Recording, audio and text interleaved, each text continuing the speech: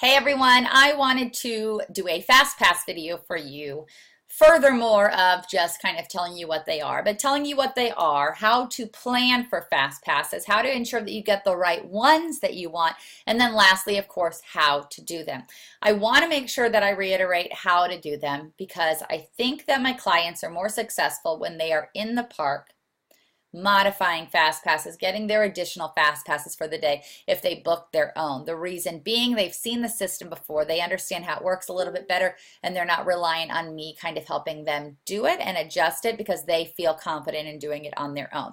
I want to make sure that you know that I'm ready, able, willing, happily willing to do any and all elements of your trip for you. But I want to make sure that I'm setting you up for success and not doing so much for you in the front that when you actually get there and it matters and the heat's there and the kids are crying and your husband's looking at you like, come on, what are we doing next? That you really know what you need to do to be successful in the park. So that being said, what is a fast pass? Why is it so important? Well, the reason it's so important is because you skip the lines. Everyone that has a ticket to Walt Disney World is allowed 3 fast passes, which are pre-selected ride choices, attractions, character meets, 3 per person per day. Okay, so each ticket. Those kids that are under 3 years old that did not have a ticket to get into Walt Disney World go with you on your fast pass. So if I have a fast pass to meet Rapunzel, I do not need to get Landon, that's under 3, he doesn't need a fast pass for it too. He just comes with me. Lily, on the other hand, since she does have a ticket, if she's coming with me to meet Rapunzel, she also has to have a fast pass. Okay, so what it is an electronic little thing on your phone. It's attached to your Magic Band that you'll get if you're staying on property. If you're staying off property, it's attached to your hard ticket. And it just scans and you each get 3 per day. It's kind of in the world of Disney. Why do you need it? There are some rides that you will want to go on that will have up to a 3-hour wait. Flight of Passage is always a 2+ hour wait. Maybe during fireworks time at the very, very end of the night, very, very beginning of the morning, it's not, but the rest of the time you're going to be waiting there for 2 hours if you didn't get a fast pass. You don't want to spend $100 a day to be in a park to wait 2 hours on a line. If you didn't get the fast pass and you really wanted to, yeah. Especially if you're a parent, though, that has little kids, you can't stand in line for 2 hours. It's just not going to happen, okay? So the reason that you get fast passes is so you can bypass the line and wait maybe 10, 20 minutes for one of those rides instead of 2 hours. So when do you book them? You book them 60 days prior to your first day checking into the park if you are staying on property or checking into your hotel. So if I'm going from the 1st through the 5th of January, February, March, right? I'm going to be booking mine January 1st. So I have all of January, all of February, boom, I check in on the 1st. Give or take a day or two based on the calendar and how many days, okay? So you get 60 days prior to your first day checking in. Even though I'm checking in on March 1st, I might not be going to the park for the first time until March 3rd. That's fine. You still get to book on the 1st. If you are staying off property, you book 30 days in advance. So that's one of those bonuses of staying on property is that you get to book your fast passes a whole month before everyone else. The reason that's key is the rides that you really want to ride. Slinky Dog Dash, Flight of Passage, Seven Dwarfs Mine Train, those kinds of rides, you're going to need to get that 60-day window or you're not going to get that, that ride. And that's just the reality of the situation that thousands of people have been able to book prior to that 30-day window. Not to say that you're not going to get on that ride, but you're probably going to be hopefully finding a fast pass day of, or you'll be waiting in a line, and that's okay too. All right, so I said you get, and you do this at 7 in the morning, Eastern Standard Time. So it doesn't matter where you are, it's where Walt Disney World is located, and that's 7 a.m. Eastern Standard Time for Walt Disney World. Okay. Your 3 fast passes all have to be within the same park. So a lot of you are going to get park hopper passes, or maybe it was cheaper for us to figure out getting an additional day pass, even though you're only using it for half a day. So say you're going to go to Hollywood Studios in the morning and do all of your Toy Story stuff, and then in the afternoon you're going to go to Epcot to go have dinner and drinks and walk around and do some Frozen stuff.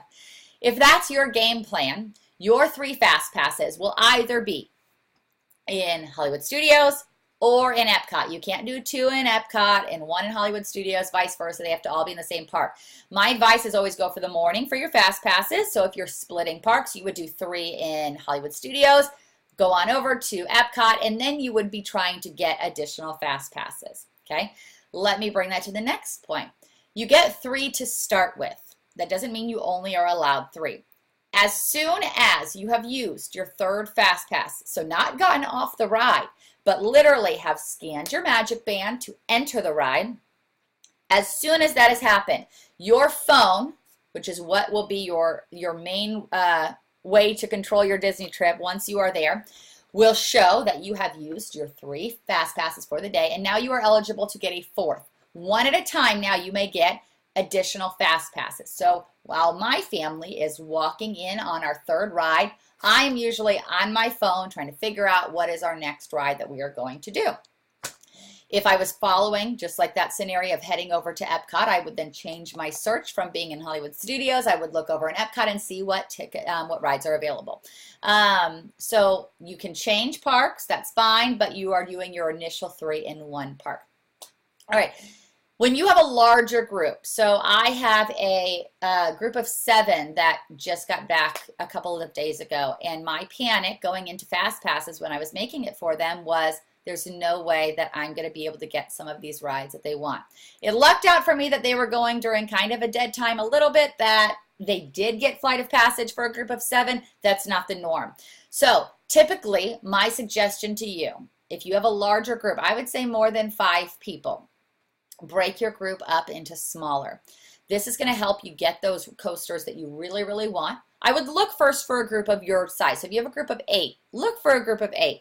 But if you can't find a group of 8, break it up into 4 and 4, and I think you'll be more successful. What you'll notice, to still stay as a group of 8, is that Fast Passes are in chunks of 1 hour time. So maybe group number 1 of 4 gets a Fast Pass from 1 to 2 p.m. If Fast Pass group 2 gets it from 1:30 to 2:30, you guys have an hour window to use your Fast Pass. So if you go at 1:30, 1:45, even 2 o'clock, you can see that that overlaps between both sets of 4, and you could still go on the ride as a group of 8, okay? So keep that in mind. If you have a large group, to split it up, you might be more successful. This is especially true day of, when you are modifying and you are getting that 4th, 5th, 6th Fast Pass.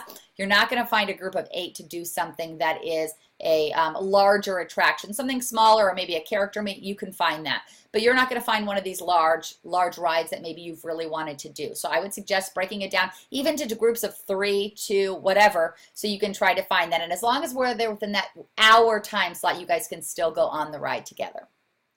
The next thing is to split up based on your interest and age.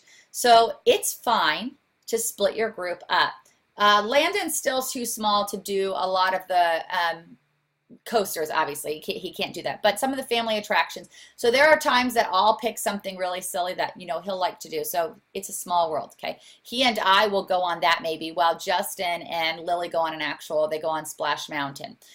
I don't need to use one of my Fast Passes on Splash Mountain when I know I'm with a little kid anyway. So let's make this a little bit higher. Maybe you have a group of teenage boys who are going to want to do all of the coasters, and you have a group of little girls who are going to want to meet all of the princesses. Think about that prior to booking Fast Passes. Dad goes with the bigger kids, mom goes with the little girls, or whatever the dynamic with adults is. And then you can make sure that both groups are happy, okay? I have a video about Rider Switch I would encourage you to watch. I will link it below so you can see that as well. But remember, Rider Switch is your friend, and it's a way to make sure that both parents or both groups of adults in the group get to experience rides with your little kids. We use it all the time because I obviously have to stay back with Landon while Lily's doing all these fun coasters. And so I get to experience it with her, and she gets to ride it a second time. We use Rider Switch quite a bit, so somebody has to stay with Landon, and then somebody gets to go ride with Lily. But really think about that going in.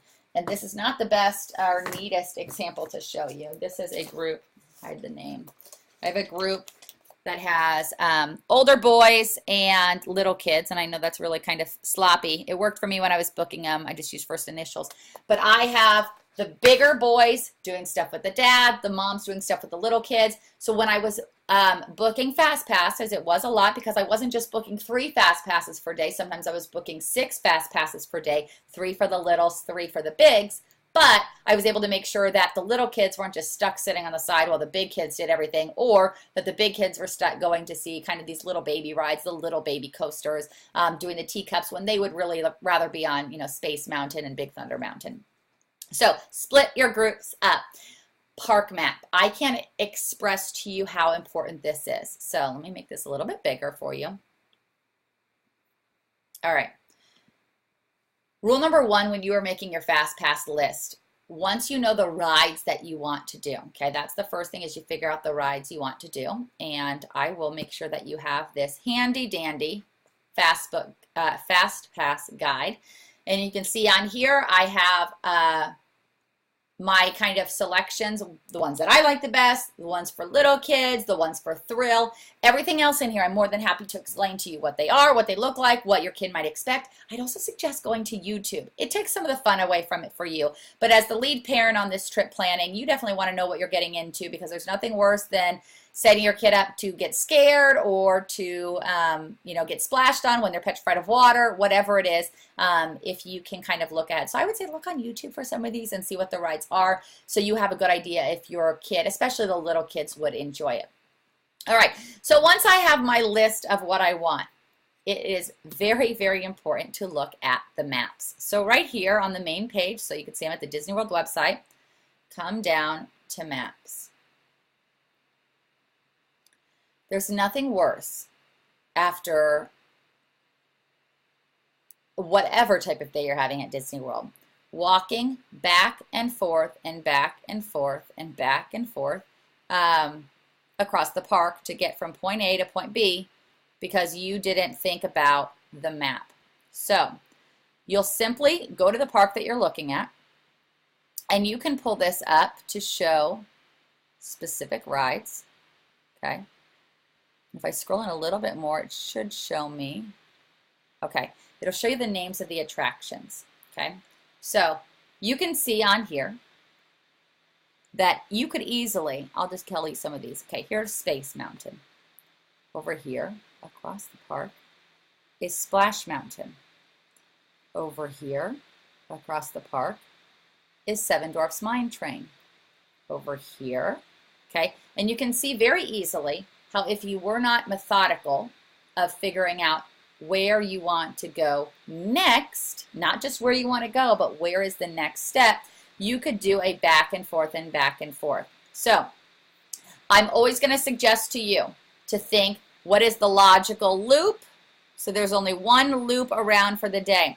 If you want to do Space Mountain, boom, let's get it first. Then you want to do Seven Dwarfs Mine Train. Let's go to it right here. Then you want to do, what is that? Peter Pan right here. Okay, so you want to figure out, you get 3 a day. Now that might not always work, okay, especially if you're doing the 30-day mark because you're staying off property. You're not probably going to get it in this perfect sequence. But if you can, I always suggest at least looking at this prior to getting your fast passes so you have an idea of where these rides are. If you're going to be watching the parade, I always suggest that people stand right out here in Frontierland. And you just want to have a constant idea of how am I getting from point A to point B, so I'm not crossing, especially if you have little kids that are maybe outside of that stroller age that are going to be walking and are not going to be able to keep up all day. So just be methodical in how you do this. I do this for all of my parks.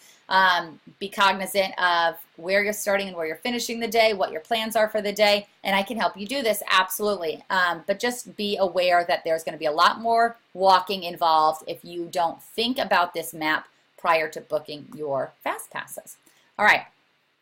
The next is you use your fast passes in the morning. So fast passes begin at 9 a.m. They go up until an hour before park close. You don't need them in the evening because then you can't book those fast passes, that 4th, 5th fast pass. That first hour of the day usually is not that crowded. You could usually walk onto an attraction or two fairly easy, especially if it's one maybe you don't need a fast pass for. It's a smaller ride. So, for example, if I knew I wanted to do Dumbo and I was already here, I could easily just do that in the beginning and not really wait in a line and not have to get a fast pass.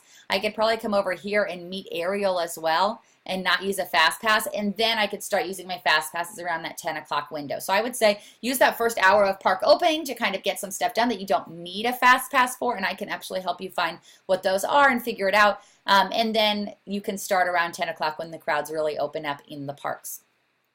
You will add that 4th, 5th fast pass as the afternoons progress, and then I'll show you how to modify them in just a few minutes to kind of bring them down.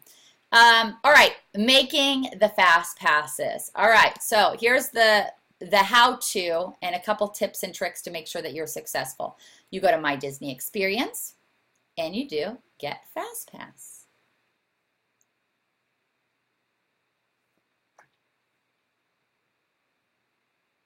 All right. So, couple things before I actually make some. You can see I have a trip coming up and this is my Epcot day.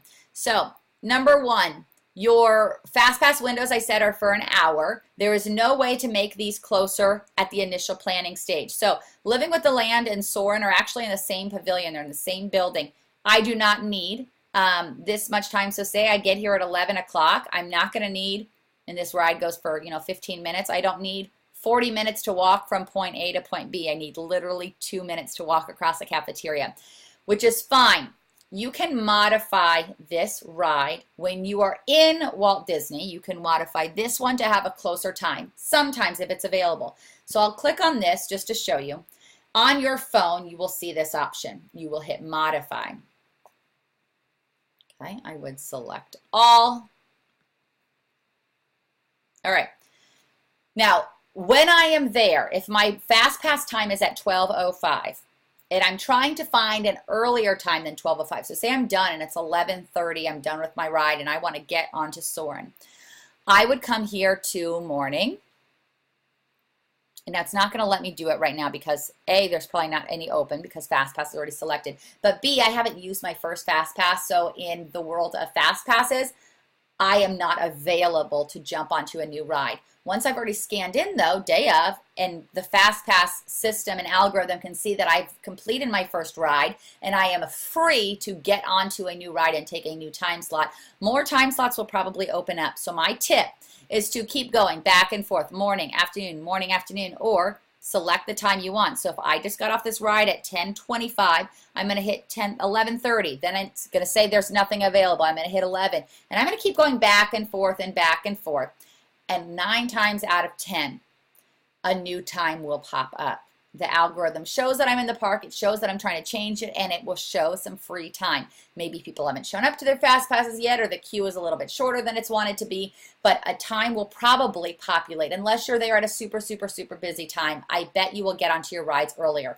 I modify every fast pass. As soon as I get off of a ride, I try to modify my next one to be a little bit closer to me. And 9 times out of 10, it works, okay? Don't get discouraged. Keep going back and forth. I would say hit this button back and forth 10 times, and I bet it pops up. Another thing while I'm talking about the modify, if, say, you had Soarin' at 8 o'clock at night, that was the only time that you could get. So you have your first 2 fast passes, one at 10 a.m., one at 11 a.m., and then you have one at like 7 p.m. at night. Well, you can't book anything else in between here because you haven't used that 3rd fast pass to get that 4th, right?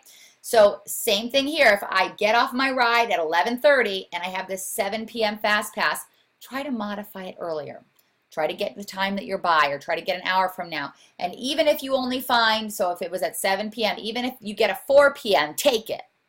Then modify, modify, modify, keep trying. In that 4 p.m., you'll see will gradually, options will keep popping up, and you'll eventually get the time frame that you're hopefully looking for, okay?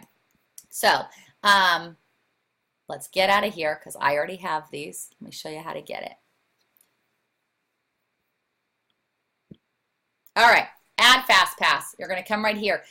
At 7 a.m., day of, is when you can do this, okay? It will not let you do it any earlier, okay? 7 a.m., either 60 days before or 30 days before your trip.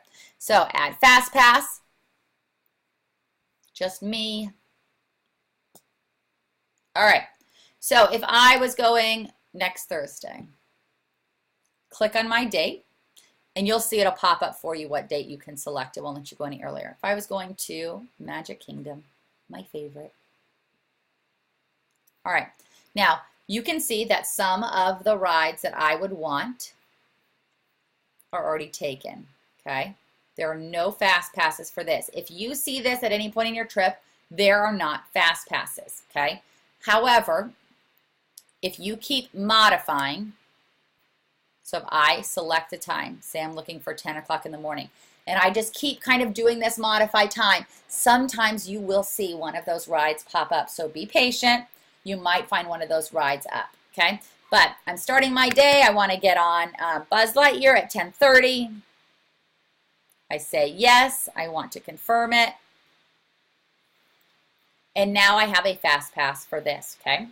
Continue on the same day. After I book 2 more, it will say that I'm not able to book anymore. I've reached my limit, okay? Select a different day. All right, so now here I'm going to show you the kind of trick to hopefully getting the rides that you really want on your trip. So to make this easy, if I'm going the 16th through the 20th, say this is my window when I'm going. If I know that I'm going to, you should know by the time you're booking your FastPasses what day you're going to what park. So if I know that the 19th is my Animal Kingdom day, it's habit, most people that are booking FastPasses are going to start on their first day of the trip. Okay, on the 16th, I'm going to Magic Kingdom. On the 17th, I'm going to Hollywood Studios, and you're going to go in that order. However, you want to book the rides that you think everybody else is going to want to book first. It does not matter what day.